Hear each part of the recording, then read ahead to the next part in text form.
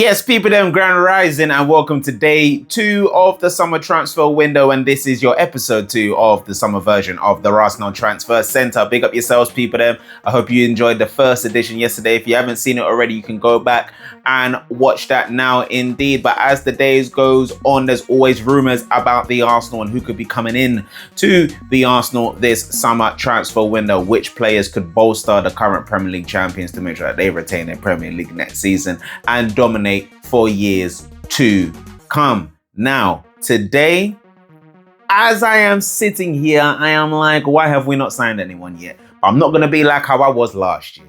I was a bit impatient last year because I was very needy and I was just like, we need this deal to be done, that deal to be done. But I can actually relax now. Because while the World Cup is on, Arsenal's main targets are at the World Cup, and Arsenal are going to respect the wishes of those players to not upset any baskets, any apple carts, whatever the saying is. Don't be bad mind, be patient, have manners, and we will talk soon. But there are still inklings, there are still murmurs and rumors and people speaking about our targets at the World Cup, saying that their preference is Arsenal Football Club, and we're going to get into that right now. So make sure you like, comment, and subscribe to Rasenal TV, and this Rasenal Transfer Center starts right now. But we're going to start with Ricardo Calafiori and Pierre Hincapié, because if you don't know, Marc Cucurella recently signed for Real Madrid in a deal worth £52 million. Now, initially, apparently, Ricardo Calafiori was subject to interest from Real Madrid, and as we know, we recently signed Calafiori in the last couple of seasons. His first season was injury hit, and last season, here and there, he was out due to injury. But we know that Ricardo Calafiori is a fantastic player. Obviously, recent new Premier League champion with the Arsenal, and even was it last season? Not last season, when we was signing Calafiori. I think it was actually in 2024.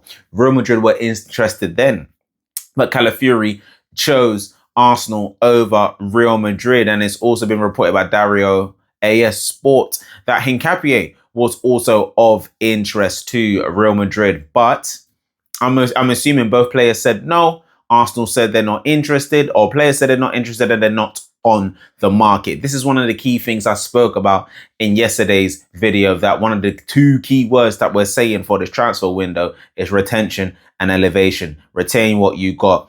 Pierre Hincapié and Ricardo Calafiori will not be leaving Arsenal Football Club this summer. I'm pretty sure Arsenal are going to make Hincapié's deal very much permanent. And of course, Calafiori is here to stay for the future. So that is good news regarding Arsenal. And moving forward, here is a player that we have been linked to in the past, but we haven't done any more work on him. And that is Pio Esposito of Inter Milan, young 20-year-old forward playing his football there over in Italy as well. Had a breakout season with a team called Spezia. Could be pronouncing that.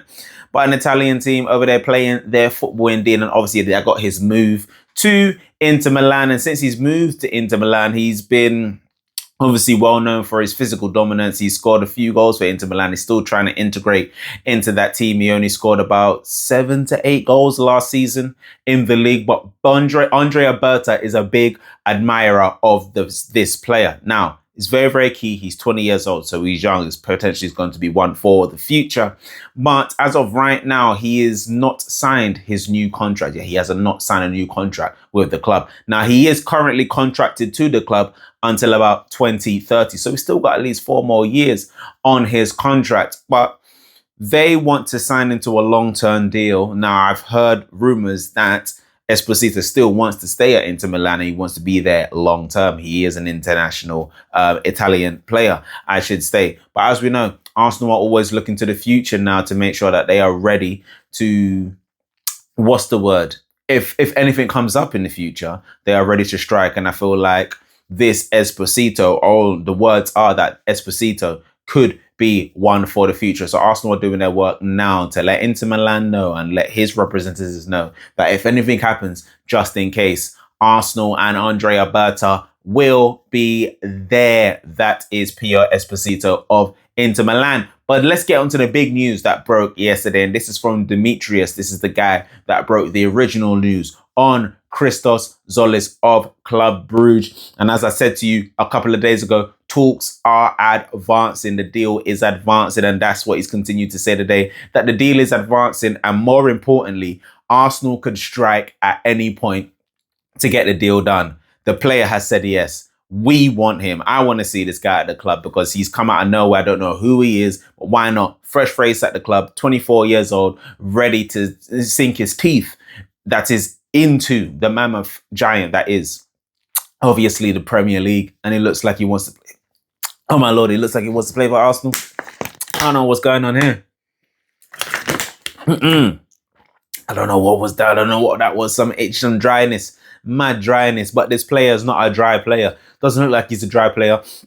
And he's actually been quoted to say in the last few months that he's attracted to the Premier League, and Arsenal interest is attracting him to the Premier League. He would like to play for Arsenal. This was just before we actually played our Champions League final against PSG, and that is Christos Tzolis. So it seems that Arsenal, as Demetrius said, could pull the trigger at any point to get this deal done. And what is key to remember, David Ornstein did say that signing Christos Tzolis would not affect our future attempts, not future attempts, but our negotiations in the future of signing other players, which is actually the Morgan Rogers, whether it's Barcola, whoever Arsenal want to sign on that left-hand side.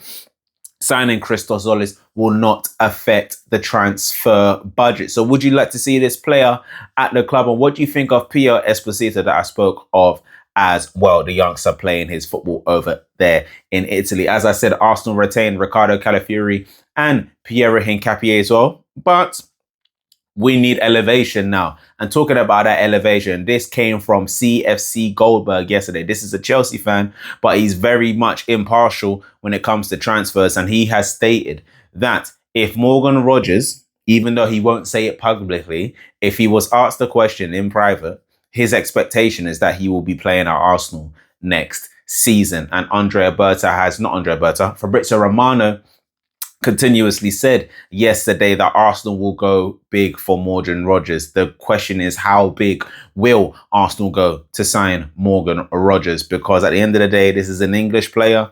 As I said, fees could go up if he has a great international tournament at the World Cup. Aston Villa want to keep him. They want to keep him to a new contract. They want to progress themselves, being back in the Champions League after winning the Europa League, of course. So they're going to want a decent fee.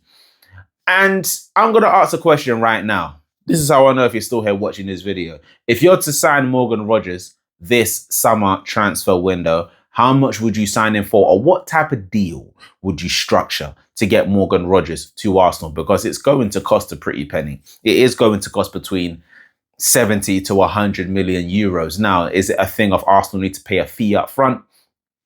Pay 65 million up front and 35 million in add-ons. That's a deal that won't happen. But we're going to need to be as creative as we have been, especially in the last year's transfer window, of getting these players through the door. It's going to be a lot of money. It's not going to be easy at all. Now, is there anyone as well? I'm going to answer, obviously, of course, I'm going to answer our Arsenal community. Is there any player you would like me to do a deep dive profile look on as well? We've got one coming out later today around 5 o'clock. So make sure you subscribe to Rasenal TV so you don't miss a thing. But of course, as I said, there are players that Arsenal are linked to. There are players at the World Cup. We did the transfer watch list video of the players that we need to be watching at the World Cup. But there's always one or two more players that are like, you know what?